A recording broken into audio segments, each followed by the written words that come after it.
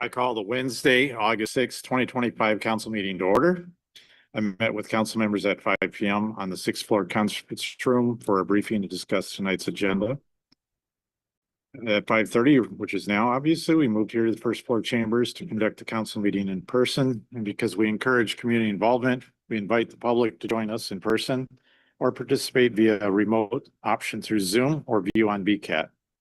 For anyone who's attending in person and plans to comment tonight, please print your name clearly on the sign-in sheet so your name will be included in the meeting record. For more information, please refer to the public recognition and public comment process handout, which is in the back of the room. Councilmember Jeff Coughlin will be absent tonight. With that, I'll turn to our mayor, Mayor Wheeler, for his mayor's report. Welcome, Mayor Wheeler. All right. Good evening, Council President, council members. A couple slides for you tonight.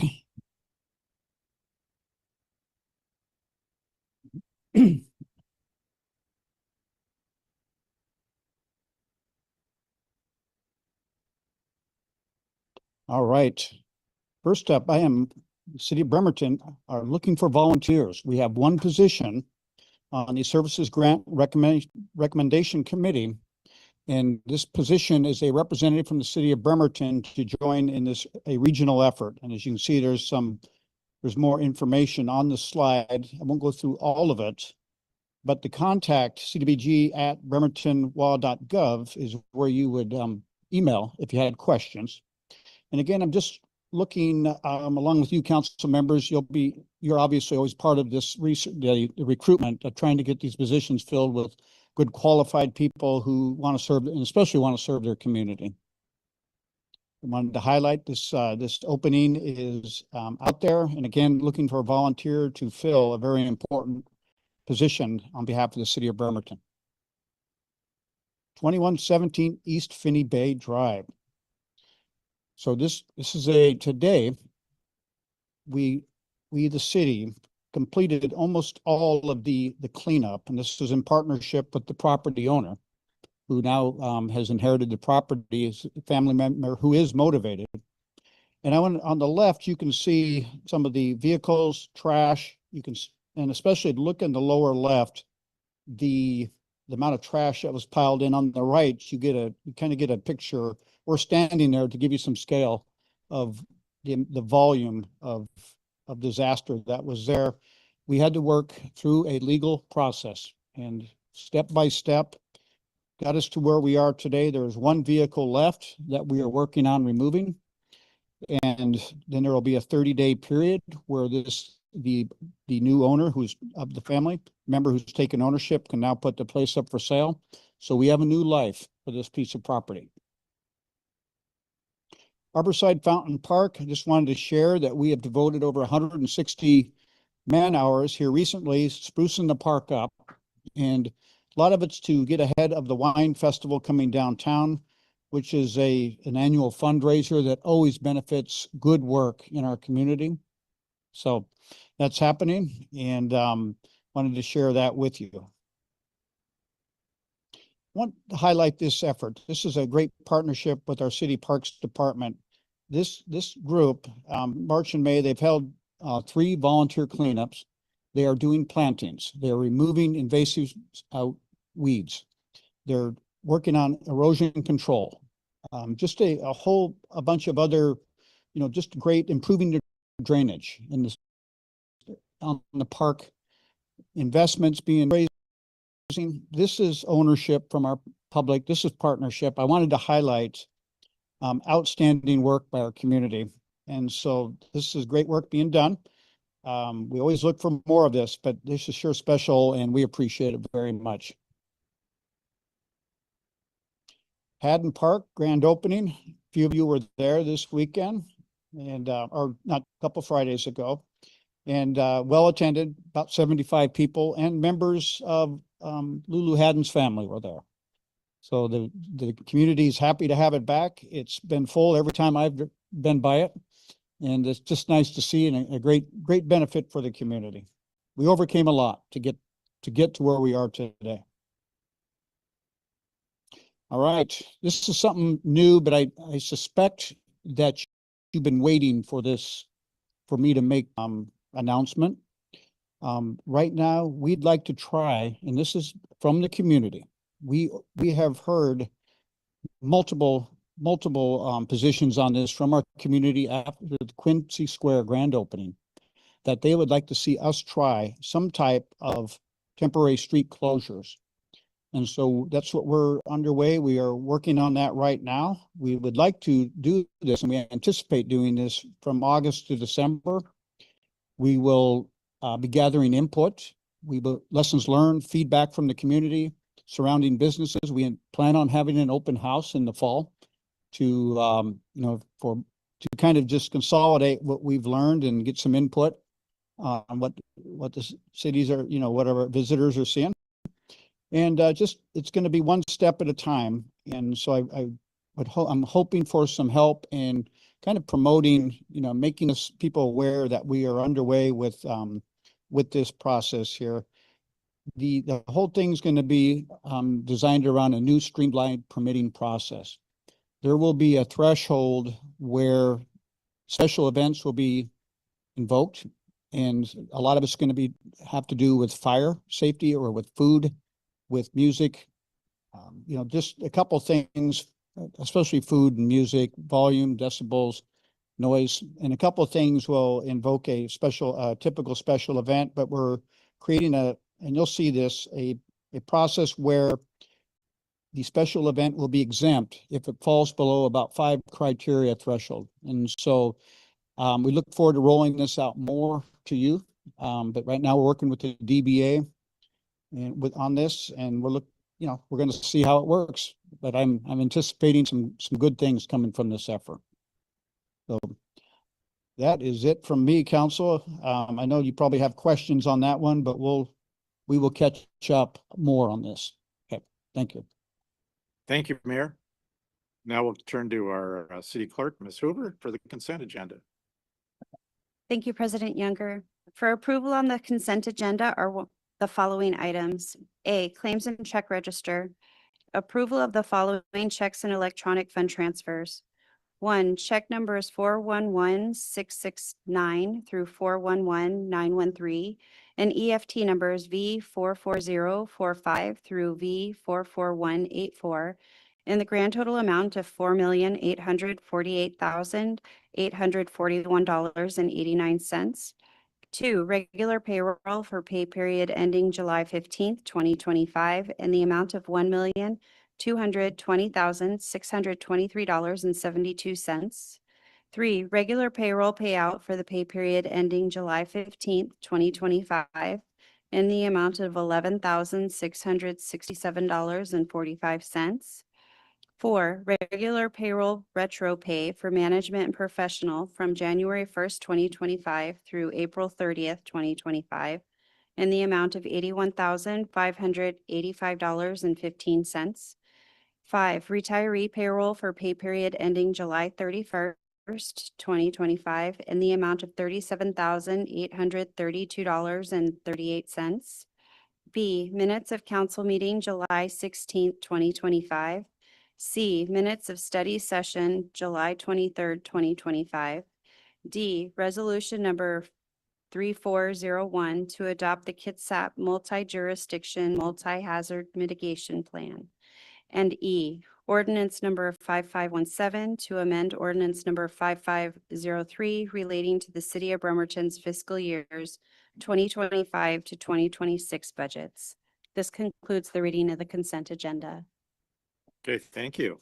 If any member of the public wishes to speak on any of the consent agenda items, we ask that you please state your name for the record and please limit your comments to 3 minutes or less. Does any member of the public wish to comment on any of the consent agenda items? Jose Camacho, Block, Friends of Smith Cove. The item I'm referring to or commenting on is the consent agenda number 4. It is 4A, B, C, D, E. At the bottom of that, with no correlation, the minutes that you're approving or disapproving mentions comments by myself, Jose Camacho, and Robin Weldon. And it's not connected to any of the items above it, 4A, 4B, 4C, 4D, 4E.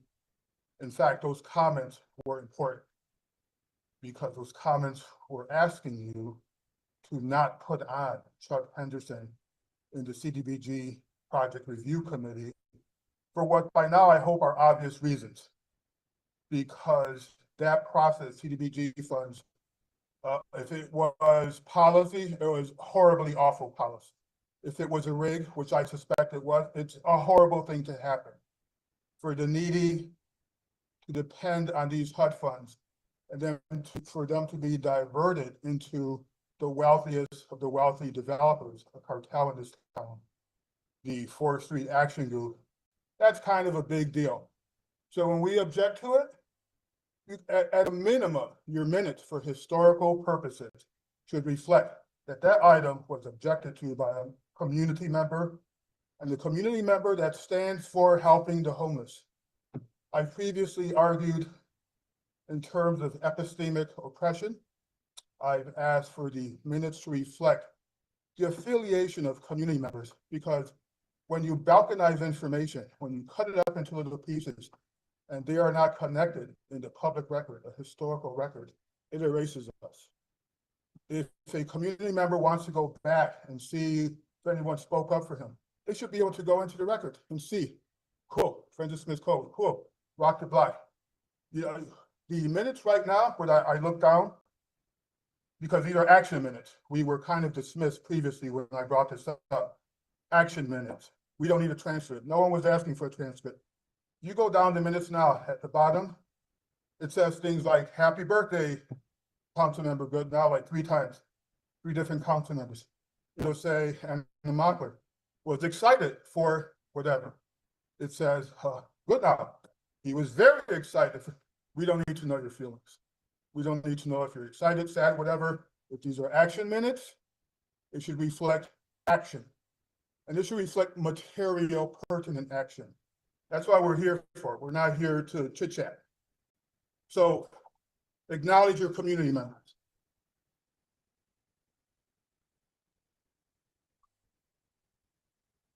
Anyone else commenting on the consent agenda? Mr. Erickson, could you look online to see if anyone has their hand up?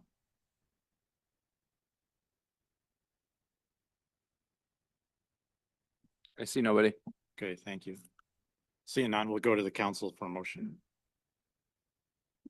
Move to approve the consent agenda. Second. I have a motion and a second. Call for the question. Councilmember Chamberlain, Yes.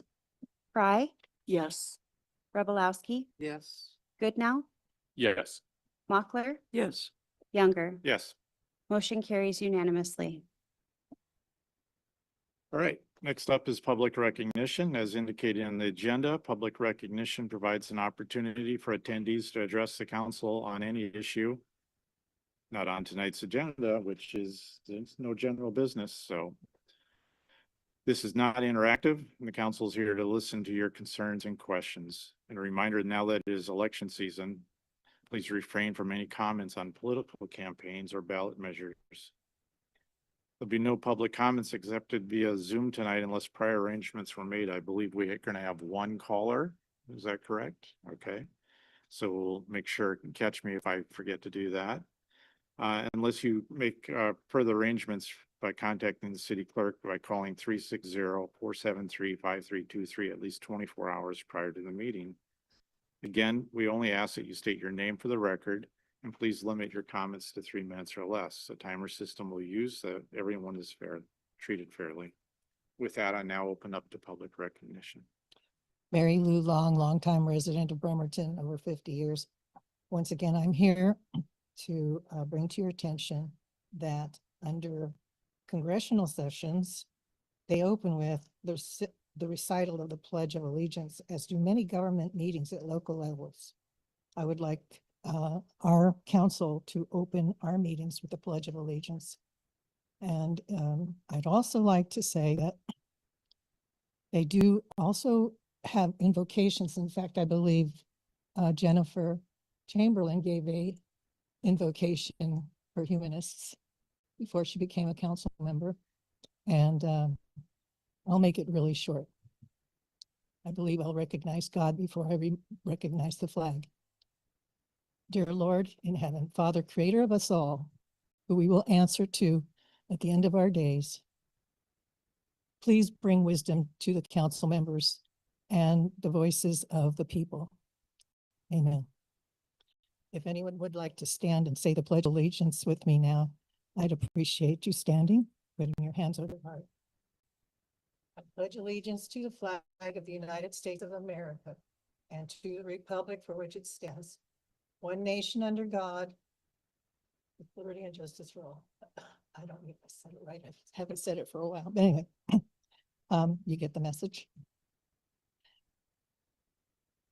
It bothers me that this gentleman that just spoke before me found that the minutes of the meetings don't recognize the people that come here and speak on behalf of the needs of the people. I think it's extremely important that those are recorded. I go to the video recordings to see what is there, but it would be official records that are approved by the council that is included in our minutes. I want to say that I'm really appreciative of all the efforts that the city departments made to help clean up 2117 Baymont Place. It's finally cleaned up. It was a long, long haul. But I would also like to ask the council if they could work on creating an ordinance that gives the city more strength in cleaning up garbage dumps, which that place was a garbage dump, illegal dumping. And it needs to be said that if they get fined for illegal dumping, it should be a hefty fine. And then the city should be able to come in and clean it out and charge the property owner.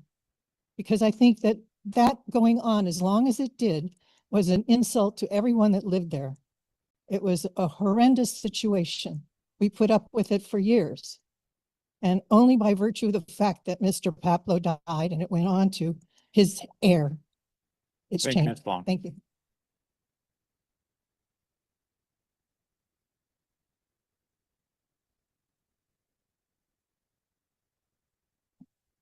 Anyone else for public recognition? Yes. Go ahead, sir. Hi, I'm Earl Burt and I live over at Kitsap Lake and on Lake Drive. This is good news. I got a memo from the city of Bremerton. It said stormwater improvement projects, and these days, approximate days for the project are the 7th and the 8th. And then a couple days later, I got this memo that said the truck hauling the storm water vaults broke down. And we have to change the dates till next week. Stuff happens. Nothing bad. But you know what? Nobody got fired. The truck hauling the vaults to Francis over by Lake Drive for the stormwater broke down. And nobody in the city of Bremerton, anybody, stuff happens. So I'm going to segue in that you have your cell phones, you have your gas meter on your gauge, and you believe those. So like when it says 5% power on your phone, you charge it up. When the gauge is down to empty or getting close to empty, you go fill it up. You believe your indications. This was an indication that the truck broke down and things have to get rescheduled. Not a problem. So now let's go to just something that happened about a week ago. A lady by the name of Erica Lee McIntarfer, Commissioner of Labor Statistics. She's with this group. The United States Senate said she confirmed her by 86 votes just about a year ago. And she had the June report for labor. And it got revised. And the labor was at this level, number of jobs in the United States, and now it's at this level. And you know what happened? It's just raw data. But our president, our goofball dimwit, what he did is fire her because the data wasn't right. He didn't like it. The data was right. So what I'm asking you folks to have a resolution to ask the United States Senate to re-elect her and select her as Commissioner of Labor and Statistics. Thank you for your time. Thank you for listening. Okay, thank you. Mr. Diaz, before we get to you, can we go ahead and make sure we cover our caller? If you can hear me, go ahead, please. Yeah, can you hear me? Yes, we can. Okay, hi, this is Jocelyn. I'm calling in with the Bremerton Prayer Walk and Rock the Block. I finally just had surgery, so we're making the comments from home, but I wanted to kind of give you guys an update as to what we still see on the streets. And I haven't been down there per se. I did go down and drive down there, but I have people texting me. It's beautiful that the relationships I have when there's certain issues that arise that they let me know. And really it's incredible how this anti-camping ordinance right now is being utilized on the streets. And I really continue to press you guys for a moratorium to stop enforcement until we have the resources there. In the past, since the last, we still have Marine, who there's not a resource for him because of the different items that he has. So still, we're like 2.5 months into this individual really wanting to come off the street, and nothing. There are no resources for him. The resources that we have are failing him, and as we see it, you continue to lose hope the longer it goes after wanting to do something better and just kind of give up. Luckily, he still wants to go and we're still looking. But the other things that came up is we have police cruisers driving down there with these enormous lights to prevent people from resting. And I'm terribly sorry, but that's one of the worst things I can think of.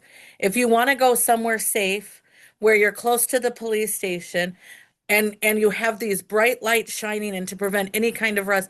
I know we've all seen these medical things where sleep and rest is absolutely necessary just to survive, and we're making it difficult for individuals to do that, and it's abhorrent at best.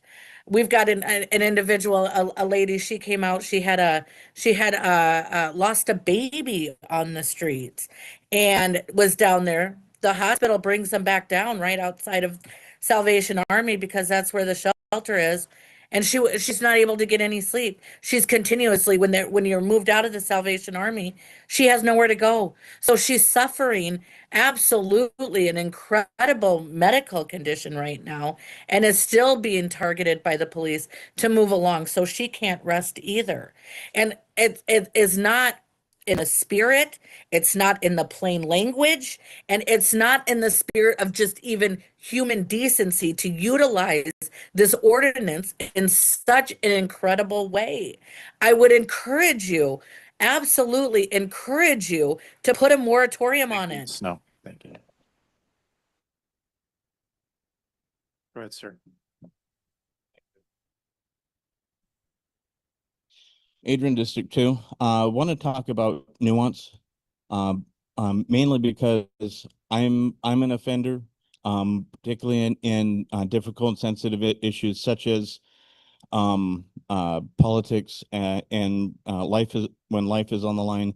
It's important to be discerning. I know that whether here or out on the street or maybe even in study sessions, there's a chance to see things in black or white and take particular sides to everything, current politics to policy to just the reality of things. My thought is particularly as an elected officials, I would ask that, and you be studied if you have a personal opinion. And I would respect somebody particularly, even if they have different politics in mind, that they back it up and discuss that with your colleagues. Whether it comes, like for myself, different from a lot of people here, but because I work and have worked around homeless, particularly homeless with fentanyl, I have a particular feeling about them needing rehabilitation, particularly if they are caught up by law enforcement, that they be able to have a treatment. And you find, and I discover in different countries like Norway, that there are rehabilitation that they provide for people.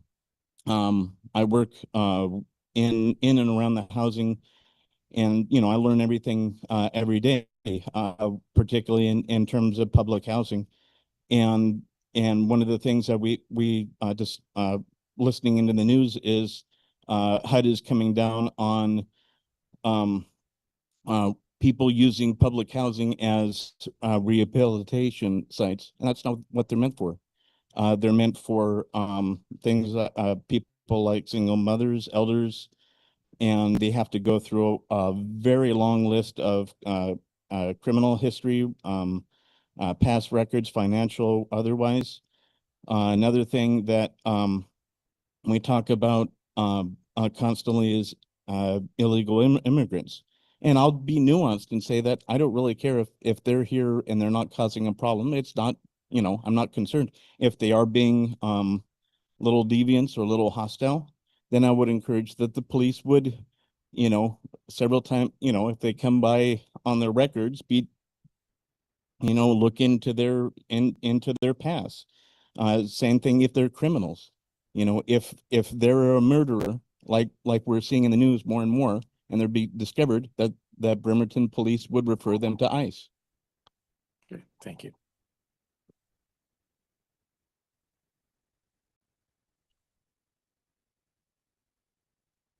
Hello, my name's Alden Bradford. I'd like to report I had a wonderful time at the West Sound Film Festival this last weekend. Saw some incredible films by local filmmakers mostly. Made a whole day of it, had some family and friends coming to visit from across the sound. In between films, we were able to mosey over to the Taste of Kitsap that was happening at the same time down at the boardwalk, and that was lovely. It's one thing I missed out on from that though. There's a booth there. I always like to go and visit the local authors have a booth there. They sell some of the books that they've been writing and self-publishing. But I wasn't able to go and talk to them because they happen to be set up at the far southern end of the boardwalk, right where there's a noise generator, a mosquito alarm. And for people around my age, including my friends who were coming and visiting, it's just not tolerable to stand around there and have a conversation. I understand that alarm was put there by Kitsap Transit. I hope that we find a way to get it removed so that when we have people visiting our city, we can put our best foot forward. Thank you.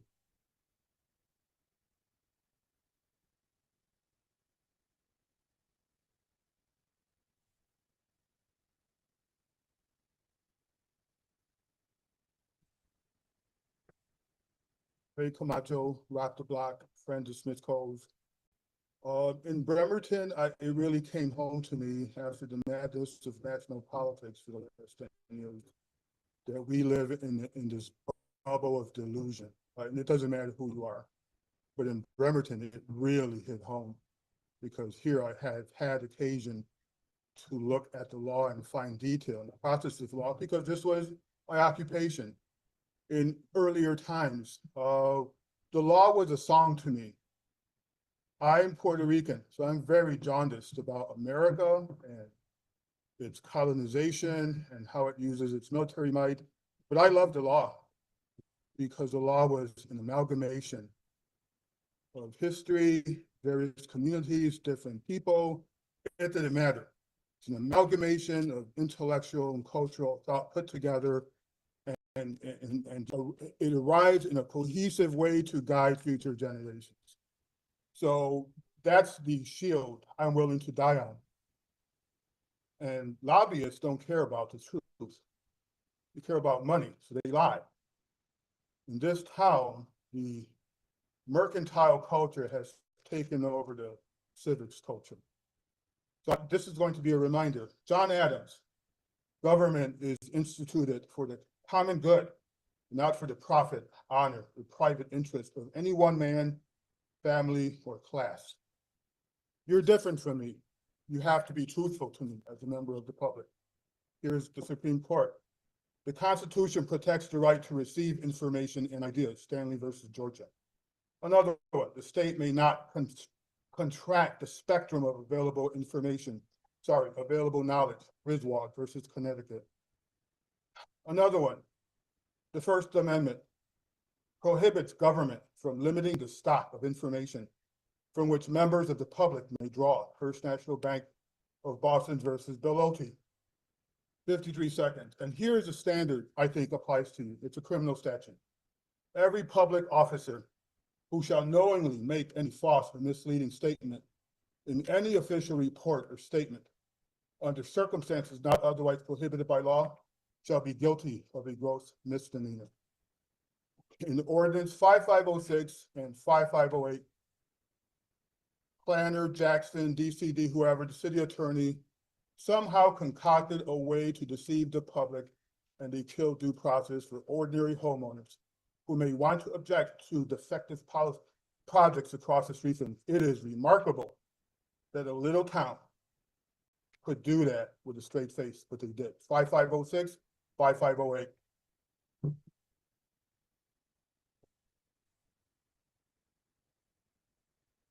Okay, anyone else for public recognition?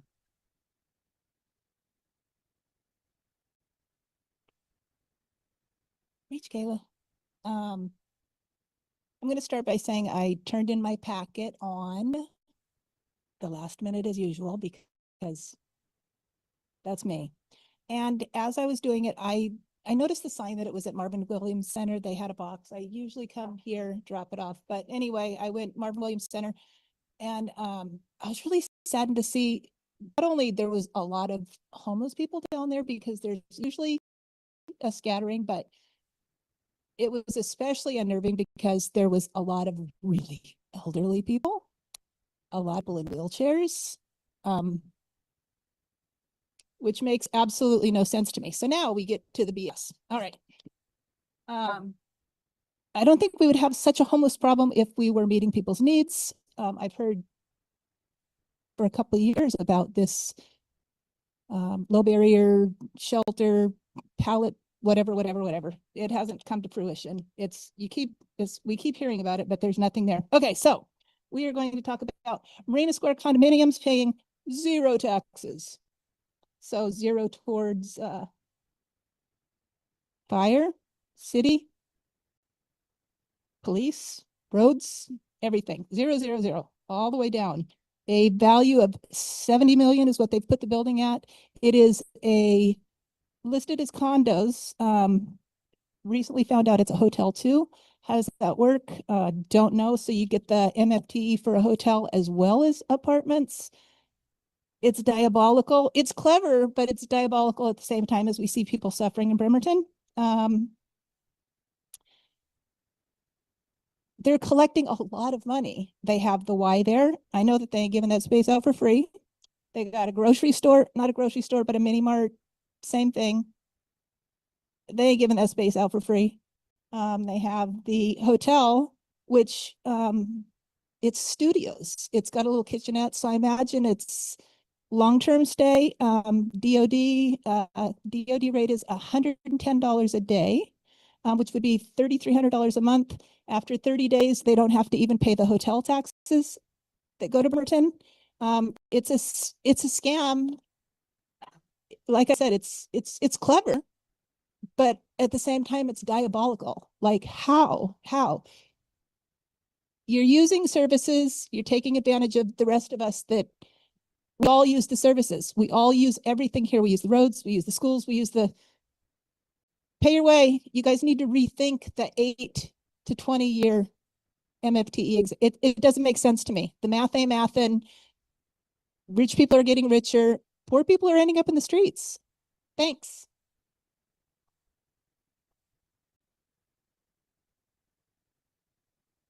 Okay, last call, public recognition. Anyone else?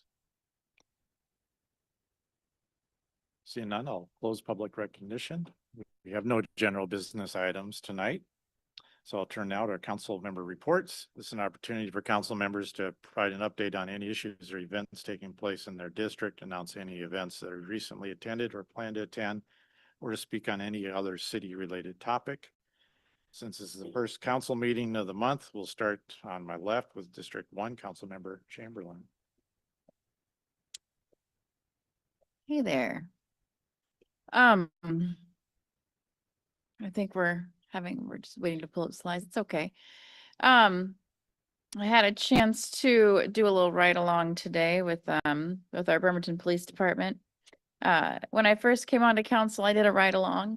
And I was on Public Safety Committee, and I said I'd like to do one regularly. And then I started to feel a little uncomfortable because of the politics of our ordinance discussions. And so I'm going to be real transparent. I felt real squeamish about going on a ride along with Bremerton Police Department while we were in talks about the ordinance to criminalize poverty. So I put that aside, and I really wanted to go, to do a ride along again. And it certainly hasn't changed my opinion about the criminalization of poverty. Okay, so here's one of the, oh wow, so there's titles there too. I don't know, I just sent a couple pictures today. I was out with, let's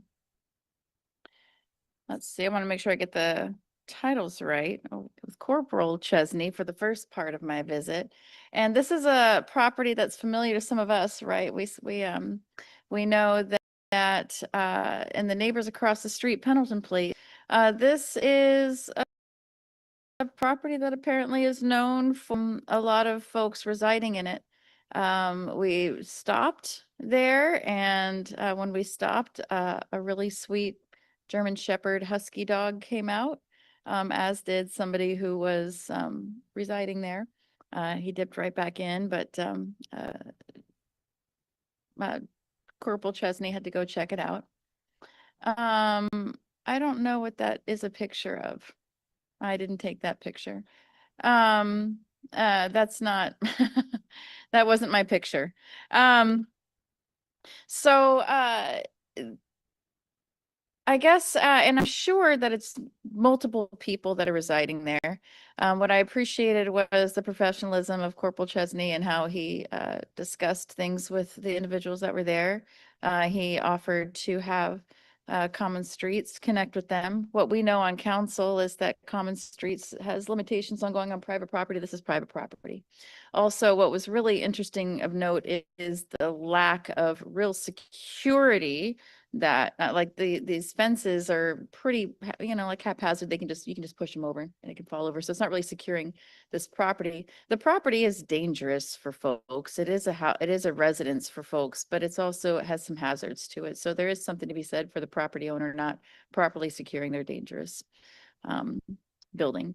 I don't know what the Lent Landing picture is that is next. I was gonna just kind of discuss. I didn't take that picture. What it was a picture of Lent Landing. I mean, it's a nice picture. It's not mine, but it was a picture of. I just turn off the slides for me. It's all right.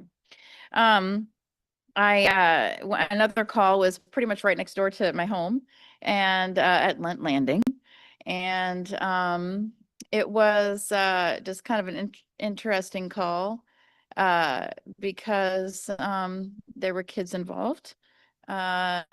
Both parents were being impacted, and surprised that they were struggling with houselessness.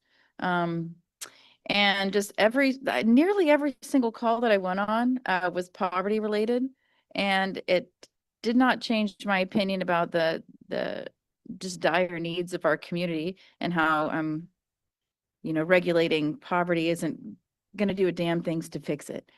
I really appreciate the professionalism of our officers, though. That was something that really struck me today. And I want to just kind of send some thank yous to the officers that assisted me. So that the first one was Corporal Chesney. Then the second one who babysat me was Officer Wharton. Lieutenant Donnelly, kind of, coordinated all of it for us, and thank you to Chief Wolf. They were all, very kind to me. We had a nice lively debate afterwards. That was, they're good people. And I mean, we can agree to disagree on what the solutions are, but we're all on the same team essentially. And these solutions don't occur in a vacuum. And so I don't know. I did it. I went on another ride along. So other than that, I have nothing else to share. Thank you for those who came and spoke today. Okay, thank you. Councilmember Fry. I have no report tonight. No worries. Councilmember Copeland is absent, so now we'll go to our Vice President Revlowski. Thank you. Next slide, please. Tomorrow, there's a really important meeting that the Navy is hosting at the Marvin Williams Center at 5 o'clock to about 7. And they're going to list out the alternatives of work that they want to do down at the shipyard. Alternative 1 is no action. Alternative 2 is doing a lot of work adjacent to the downtown area. I believe it's to put in a dock for aircraft carrier maintenance. So right now, the dock that's there is for submarine maintenance, so it's down low, and now this new project will be quite high, and it appears that they're going to be removing some buildings, so it'd be increase the noise in our downtown, if I understand it correctly, and we'll be seeing a giant aircraft carrier all the time. They also have another alternative, and that's more in the middle of the shipyard, and the geography, there's a hillside, so that probably will buffer some of the maintenance noise. Plus, it won't be having so many construction vehicles to build this right in our, going past our downtown and clogging the streets. And frankly, our streets are not in great condition to have multiple large construction vehicles. But anyway, this is the understanding I have now, but I am going to attend tomorrow, and I hope a lot of other residents of Bremerton also attend. They're going to do something, so we might as well have all the information and then write in what our comments are, which alternatives we feel may be the best. Okay, can I have my next slide, please? So I want to remind everybody, and I'm going to remind you, the next council meeting also, Saturday, August 23rd, Doc is having his wonderful Doc Loves the Kids Day. There's going to be free backpacks, free school supplies, a barbecue, bouncy house, face painting, snow cones, kickball, all kinds of resources available to families, all sorts of activities. He's always looking for more volunteers, but really everybody is invited, and I hope a lot of you attend. Can I have my next slide, please? Oh, I thought I had another. Oh, no, I have another portion of my report. So I know there's a lot of things that the city really doesn't have the money to do, but I wanted to let you know what in 2025, what we have budgeted to do. And I'll give you the dollar figures. So in 2025, we're giving $45,000 to support for Salvation Army security services through Peninsula Health Services. $1.3 million for the purchase of the property for the shelter that the community partners who are putting that together still have more pieces to put in, but we have dedicated $1.3 million towards that. We put in $100,000 for a weatherization program that goes through KCR, and this is mostly for older homes. People get to apply for it, and if you have an older home that needs insulation or maybe storm doors or windows, It's run through KCR, but there's $100,000 every year. And my understanding, it usually helps with about 15 houses to get upgraded. So that is keeping people in their houses instead of putting them on the street. We also have $100,000 of rental assistance that we provide.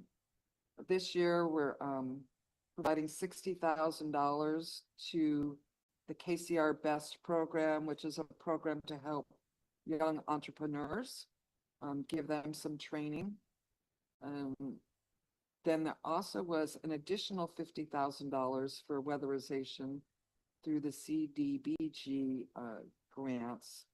And there is another $65,000 of rental assistance from that same grant. The Marvin Williams facility had some issues, and so they were granted $65,000 to fix the portion of the foundation on their building, which was failing. We gave almost $583,000 towards the Manette low-income housing project that's currently under construction. I believe is it on 19th Street or 20th Street? I'm not sure the exact address, but if anybody wants it, I can get it for you. It's over in Manette.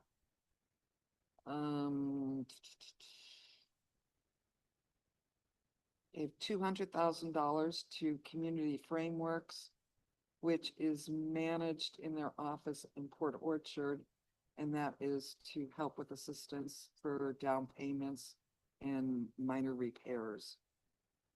Evergreen Bright Start, that's the new building on Warren Avenue that is for kids that are aging out of foster care. For the most part, it's for younger people, I believe ages 18 through 25. So we budgeted $575,000 to help with the purchase of that. Pay over $160,000 to the Bremerton Housing Authority Navigator to help people who don't have a home navigate the process to get into some better living situations. Wheaton Landing, that's that gray apartment building that was built on Wheaton Avenue. It's just past SARS and it's near the elementary school.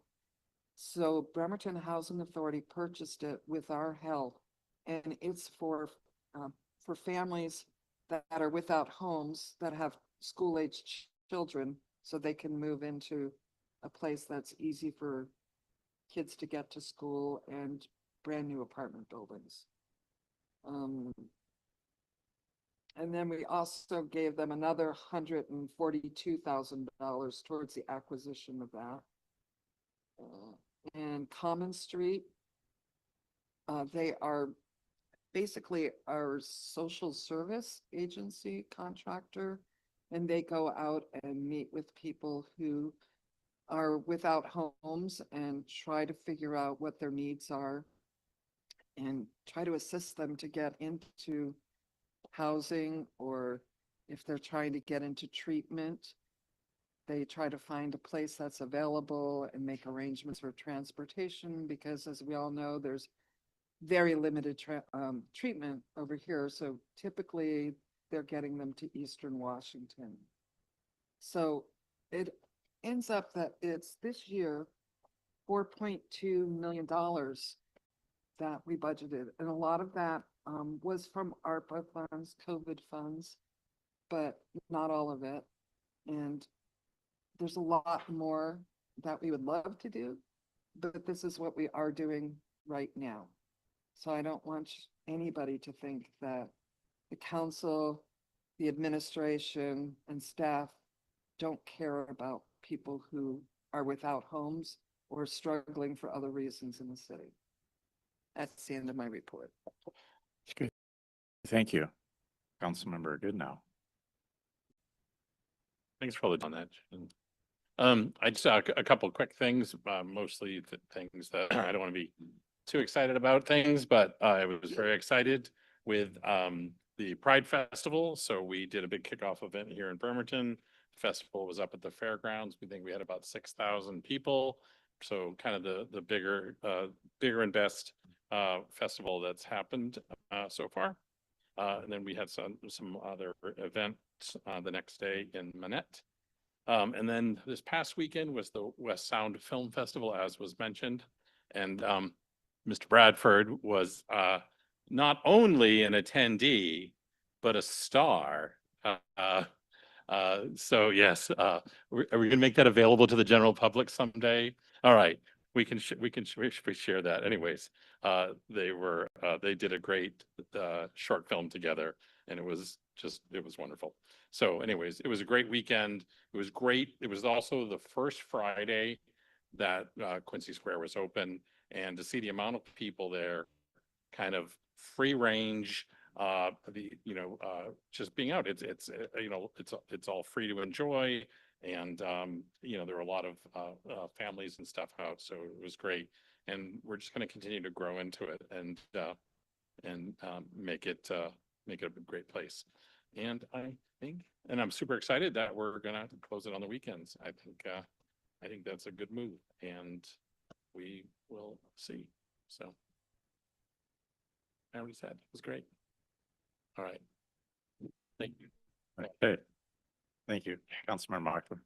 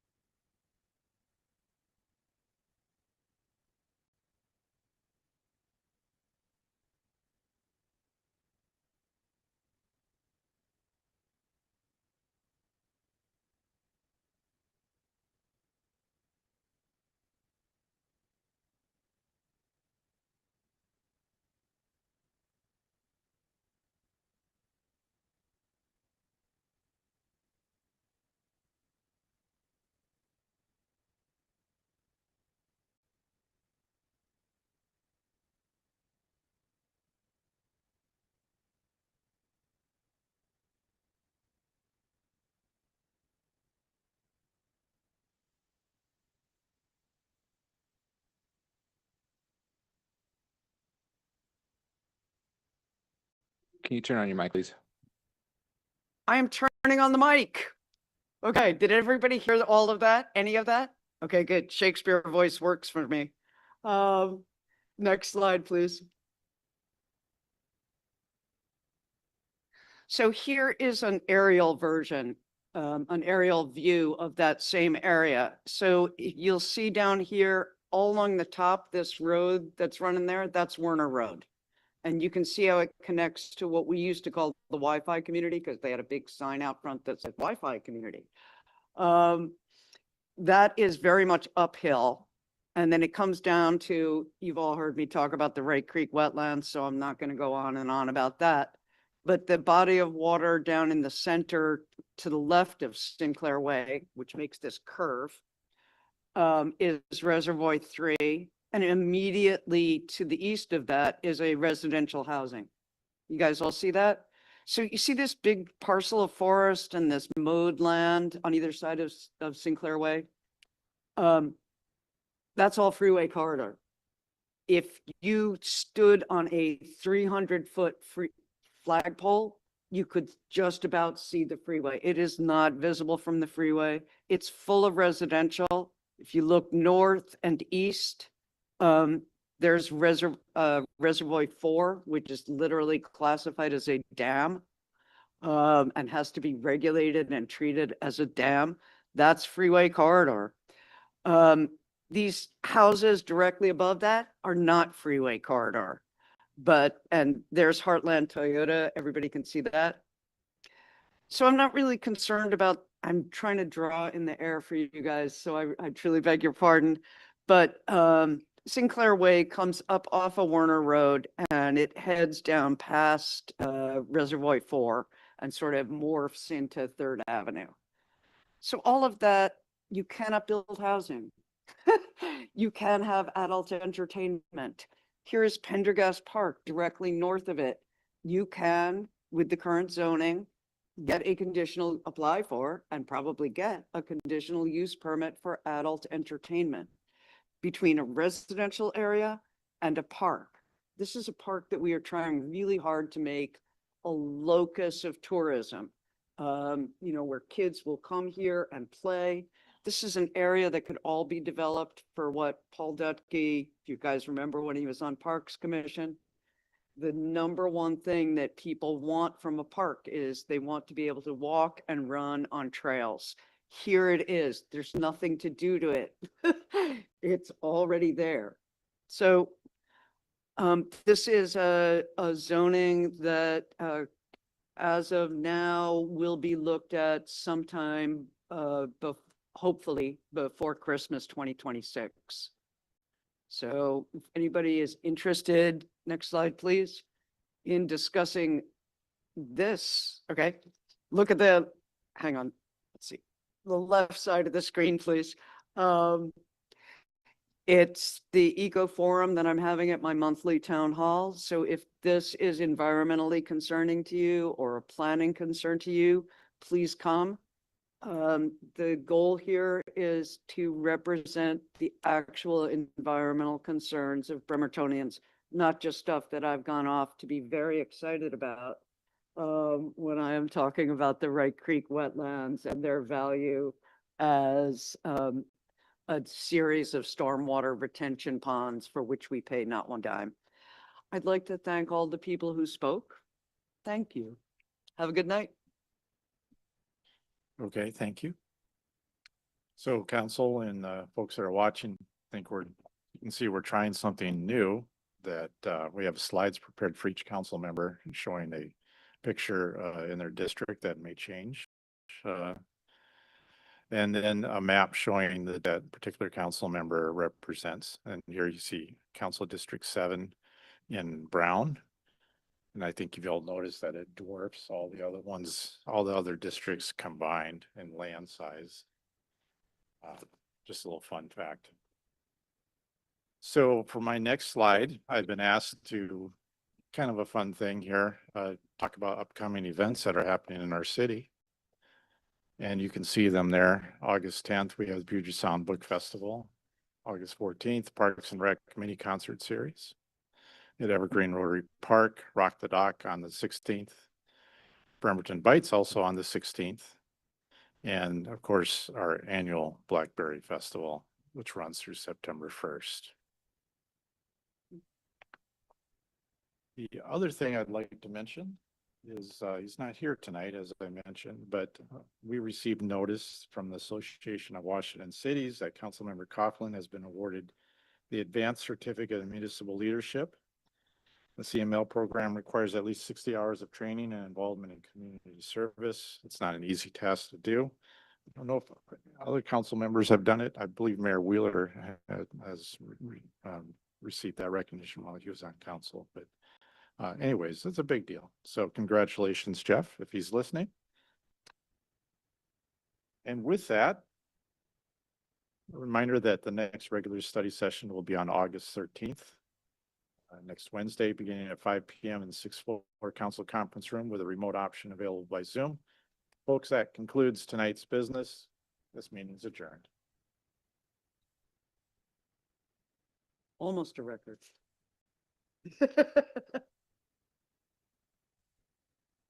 All right, this.